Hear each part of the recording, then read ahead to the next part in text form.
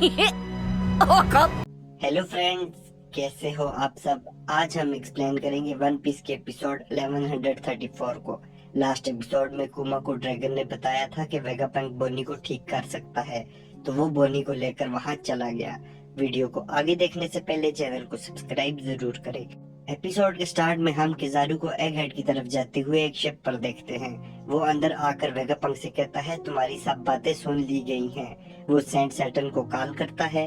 Saturn Vegapunk से कहता है अगर हमने सोल्जर कुमा की तरह बनाए जो एक पैरेट है तो हमारी इमेज खराब हो सकती है, लेकिन इसका सोल्यूशन है।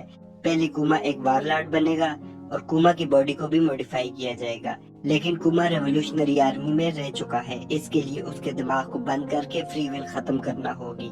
वेगापंक कहता है ऐसे तो कुमा मर जाएगा, मैं किसी को कत्ल नहीं कर सकता। सैटर्न बोलता है तुम हमारे नौकर हो, अगर कुमा अपनी बेटी को बचाना चाहता है तो इसके लिए ये बातें माननी होंगी। वेगापंक इस बात के लिए तैयार नहीं होता, लेकिन कुमा कहता है अगर बोनी ठीक हो जाए तो मुझे सब मंजूर है, और रोते हुए वेगापंक का शुक्रिया भी अदा करता है। सैटर्न पूछता है इस सब में कितना टाइम लगेगा, तो वेगापंक कहता है बोनी को ठीक होने में 6 मंथ और कुमा के प्रोसेस को 2 साल लग सकते हैं। सैटर्न कहता है बोनी ठीक होने के बाद वर्ल्ड गवर्नमेंट के अंडर रहेगी ताकि कुमा भागे नहीं, और कुमा मॉडिफाई होने के बाद कभी अपनी बेटी से नहीं मिल सकता।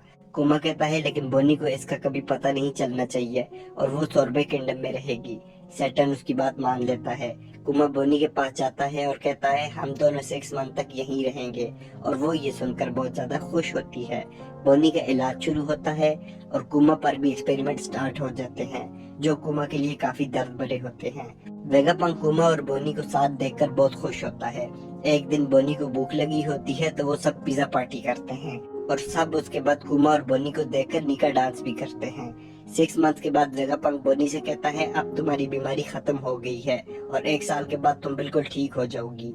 कुमा बोनी को वापस सोर्बे किंगडम लाता है और वहाँ बोनी सबको बताती है कि 1 साल में वो बिल्कुल ठीक हो जाएगी। कुमा बोनी से कहता है मैं पायरेट हूँ, यहाँ नहीं रोक सकता, और 1 साल के बाद तुम्हें लेने आऊंगा, लेकिन फिक्र नहीं करो मैं तुम्हें खत लिखता रहूंगा। वहाँ CP8 की एजेंट अल्फा आती है और कहती है मैं वेगापंक के साथ डॉक्टर हूँ और उसने मुझे बोनी की प्रोग्रेस देखने के लिए भेजा है। बोनी उसे देखकर परेशान हो जाती है। अल्फा कुमा को धमकी देती है अगर वो यहाँ आया तो बोनी को मार दिया जाएगा। कुमा बोनी के सर पर हाथ रखता है और चला जाता है।